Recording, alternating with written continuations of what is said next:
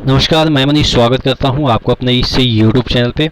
दोस्तों, आप जो मेरे स्क्रीन पे देख रहे हैं ये पीटीआई यानी कि प्रेस ट्रस्ट ऑफ इंडिया का कल 3:30 बजे यहाँ पे देखिएगा का ट्वीट है। और ये ट्वीट आपसे रिलेटेड है क्योंकि ये रेलवे, एसएससी और यूपीएससी से रिलेट करके ये ट्वीट की गई है। प्रेस ट्रस्ट ऑफ इंडिया, अगर आपको विश्वास नहीं होता है ये वाला लोगो से, आपको जरूर विश्वास होगा, फिर भी विश्वास नहीं होता है तो आप ट्विटर हैंडल पे जाके इसका ये वाला ट्वीट 3:30 बजे वाला चेक कर सकते हैं ये सही है कि गलत है। क्योंकि कई आजकल ऐसे इतने मतलब कि चीज़ें गलत आ चुकी है, यानी कि 2-4 दिनों से इतना चीज़ें गलत आ रही है जिससे कि हमें विश्वास नहीं हो पाता है कि क्या जो डिलीवर हो रहा है वो सही है या गलत है। तो ये वाला चीज़ें मैं अपने दावे के साथ कर रहा हूँ कि 100% सही है। और भी जो डॉक्यूमेंट्स है वो मैं दिखाऊंगा कि क्या चीज़ किया गया है ट्वीट में और क्या चीज़ इसका मायने क्या निकाला जा सकता है। देखिए यहाँ पे दे रखा है, there were around 8.72 lakh vacant post in different central government departments as on March 1, 2020। Minister of state for personnel Jitendra Singh जो कि मिनिस्टर हैं उनका द्वारा ये जानकारी दी गई है। कहाँ पे? राज्यसभा में। तो प्रेस ट्रस्ट ऑफ इंडिया ने ट्वीट किया है कि कितना लोगों का अभी सीट वैकेंट है, 8.72। और ये आपके सेंट्रल जो गवर्नमेंट है उसमें सीटें खाली है। और ये सिर्फ 3 विभागों का डेटा दिया गया है, यानी कि यूपीएससी, एसएससी और रेलवे। बाकी यहाँ पे देखिए मैं आपको और एक चीज़ दिखाता हूँ। यहाँ पे देखिएगा, ये आपका जितेंद्र सिंह का राज्यसभा में दिया गया लिखित तौर पे आंसर है कि कौन कौन से विभाग में कितने खाली हैं, कब तक खाली हैं, ठीक है। और रेलवे में कितने रिक्रूटमेंट पिछले 5 साल में हुआ, एसएससी में कितना हुआ, यूपीएससी में कितना हुआ, ये भी डेटा दे रखा है। तो तमाम मुद्दों पे हम डिस्कस करेंगे। इससे पहले वीडियो शुरू हो, आपको पता है टेक्स्ट बुक आपके लिए लाया है ईयरली मॉक टेस्ट पास। और अगर आप इस मंथ के सेल के बारे में चर्चा करेंगे तो ये लाइफ टाइम इस मंथ का सेल चल रहा है जो कि 449 में मिलेगा, बशर्ते कि आप coupon code ER Manish use करते हैं। नहीं तो ये वाला चीज़ें आपको 499 में मिलता है।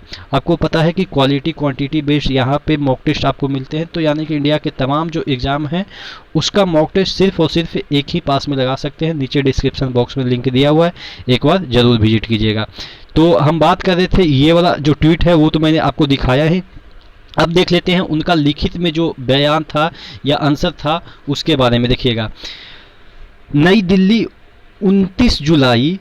कार्मिक लोक शिकायत तथा पेंशन राज्य मंत्री जितेंद्र सिंह ने बृहस्पतिवार को कहा कि 1 मार्च 2020 तक केंद्र सरकार के विभिन्न विभागों में तकरीबन कितना 8.72 लाख पद खाली थे।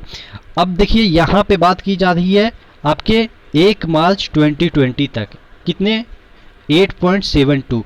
और इधर तो 1-1.5 साल में, और अभी चल रहा है अगस्त आने वाला है 1-2 दिन में। तो यानी कि 1.5 साल इधर गुजर गए, ठीक है। 1.5 साल के अराउंड ही आप मान के चलो, या आप 1.25 साल मान के चलो। तो इधर अभी रिक्रूटमेंट हो भी नहीं रही है क्योंकि अभी तो ये क्या करेंगे कि एग्ज़ाम लेंगे, ज्वाइनिंग कब देंगे। ये ज्वाइनिंग की बात कर रहा है कि कितना कितना इन्होंने 5 साल में दिया है। तो अभी भी इसमें 2 लाख जोड़ दो, क्योंकि अब इसमें मैं 2 लाख जोड़ने की क्यों बात कर रहा हूँ, क्योंकि इधर 1-1.5 साल से कोई एग्ज़ाम हो नहीं रही है, तो सिर्फ रिटायरमेंट हो रही है। देखिए, रिटायरमेंट के लिए कोरोना नहीं है।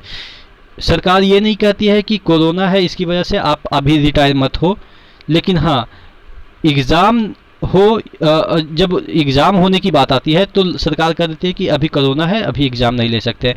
तो भाई, कर्मचारी अगर 10 किसी भी काम करने को चाहिए, इसमें 3 रिटायर हो रहे हैं और अंदर से बाहर नहीं जा रहे हैं, सॉरी बाहर से अंदर नहीं जा रहे हैं और अंदर से बाहर जा रहे हैं। तो ये वाला तो खाली होता ही जाएगा ना।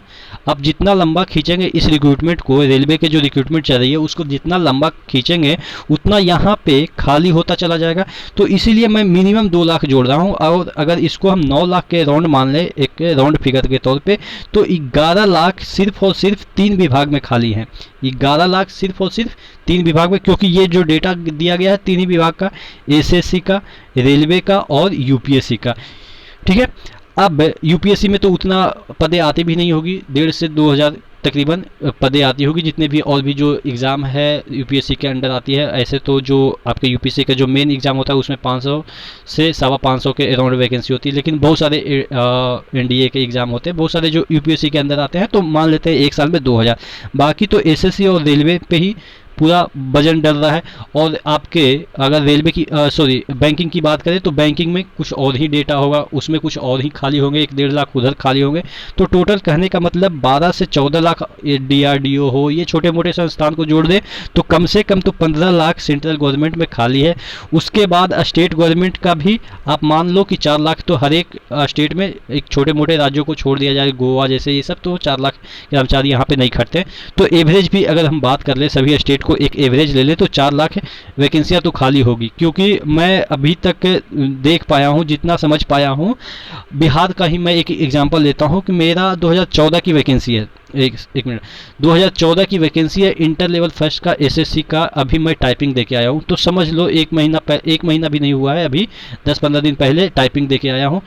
तो आप समझ लो कि 2014 की वैकेंसी अभी 21 में भी क्लियर नहीं हुई है। उसके बाद उसमें कोर्ट केस भी लगा हुआ है, 1-2 साल पता नहीं और खींचेगा क्या खींचेगा। तो यानी कि एक एग्ज़ाम को स्टेट गवर्नमेंट कराने में तकरीबन 8 से 9 साल ले लेती है क्लियर करने में। तो आप समझ लो कि मिनिमम 4 लाख तो वैकेंसी स्टेट में तो खाली होगी, क्योंकि इतना लचर प्रक्रिया होता है। और मैं आपको बताऊं कि जो वो वैकेंसियाँ है वो भारत के इतिहास में, यानी कि बिहार के इतिहास में पहली बार निकली है। तो आप समझ लो आज़ादी के बाद पहली बार कोई वैकेंसी निकली है। तो इतना लचर प्रदर्शन है स्टेट में, तो स्टेट में भी मिनिमम 4 लाख जोड़ देते हैं। तो तकरीबन अगर हम बात करें आपके लिए अपॉर्चुनिटी की, तो कम से कम तो अपॉर्चुनिटी की बात करें तो कम से कम अभी अपने स्टेट की ही बात करते हैं, हर एक स्टेट की नहीं बात करते हैं। अगर आप यूपी में हैं तो यूपी में 4 लाख, राजस्थान में है तो राजस्थान में 4 लाख, और यहाँ पे आपको 15 लाख सेंट्रल में, यानी कि तकरीबन 20 लाख अपॉर्चुनिटी आपके पास है। 20 लाख में कहेंगे कि सर मेरा हाइट नहीं है तो इसमें अपॉर्चुनिटी कम जाती है, तो 20 लाख से 10 लाख तो हम मान ही सकते हैं। 10 लाख वैसे भी आपको लिए छोड़ देते हैं, हो सकता है कोई में एमबीए खोजता हो, कोई में कुछ खोजता हो, कोई में कुछ खोजता हो, तो 10 लाख तो कम से कम अपॉर्चुनिटी है। लेकिन वो अपॉर्चुनिटी दे ही नहीं रहे हैं।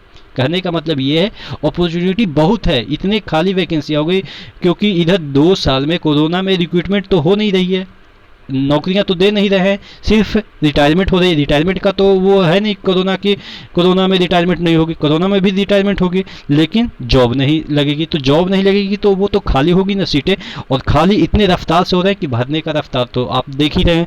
और आगे इन्होंने क्या लिखा है देखिएगा, उन्होंने एक पत्र के यहाँ पे देखिएगा एक प्रश्न के लिखित उत्तर में राज्यसभा में बताया कि केंद्र सरकार की सभी विभागों में स्वीकृत पदों की संख्या 40,04,941 1 मार्च 2020 तक।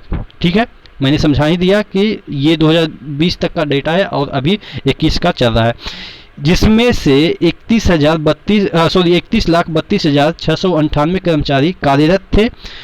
उन्होंने कहा कि 1 मार्च 2020 तक रिक्त पदों की कुल संख्या 8,72,243 थी। मैंने शुरू में ही समझा दिया कि इससे ज़्यादा हो सकते हैं, होंगे ही, और कैसे होंगे ये भी मैंने समझा दिया। आगे इसमें लिखा है, सिंह ने 3 प्रमुख भर्ती एजेंसियों द्वारा पिछले 5 वर्षों की गई भर्तियों का ब्यौरा देते हुए 2016-17, 2020-21 के बीच लोक सेवा आयोग यूपीएससी ने 25,267 उम्मीदवारों की भर्ती की। वहीं कर्मचारी चयन आयोग यानी कि एसएससी ने 2,14,601 उम्मीदवारों की, और रेलवे भर्ती बोर्ड आरआरबी 2,04,945 उम्मीदवारों को भर्ती की।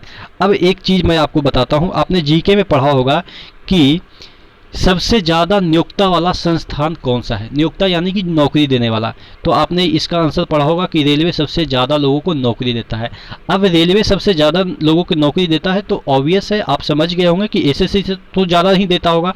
और पिछला जो रिकॉर्ड है, जैसा कि मैं देखता रहा हूँ, तकरीबन मैं कॉम्पिटिटिव एग्ज़ाम को 2009 से फॉलो कर रहा हूँ, तो मैं देखता हूँ कि एसएससी में अगर 10 वैकेंसी निकलते हैं तो आपके रेलवे में मिनिमम 20 नहीं तो 25 निकलते हैं। दुगना रफ्तार होता है वैकेंसी निकालने का। पिछला रिकॉर्ड की मैं बात कर रहा हूँ, पिछले 5 साल से पहले की मैं बात कर रहा हूँ। ठीक है, अब यहाँ पे देखिएगा 2,14,000 एसएससी ने भरा है और यहाँ पे 2,04,000। तो आप समझ सकते हैं कि कम से कम तो इसको इतना वैकेंसी निकालने के बाद, एसएससी का 2,14,000 निकालने के बाद इसका डेटा होना चाहिए कम से कम तो 5 लाख, कम से कम 5 लाख होना चाहिए, क्योंकि एसएससी में उतना लोगों की रिक्वायरमेंट नहीं है।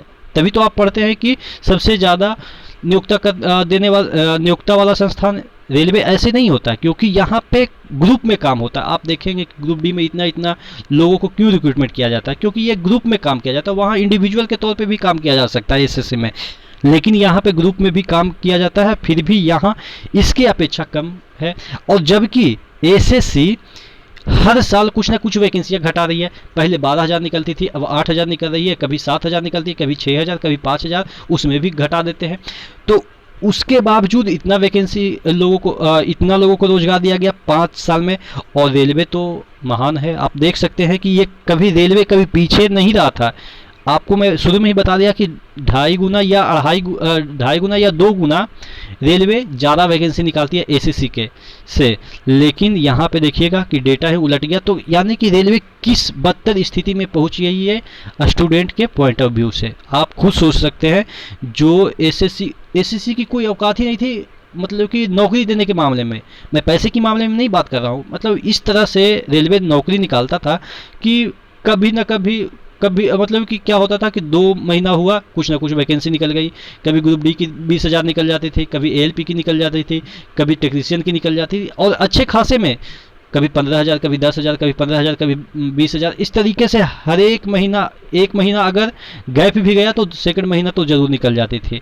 तो ये स्थिति रेलवे की है। और भी डेटा इसके रिस्पेक्ट में देख लीजिएगा, यहाँ पे देख रखी है कि 2016-17 में कितने लोगों को आरआरबी ने नौकरी दिया, बाकी यूपीएससी एसएससी भी देख लीजिएगा।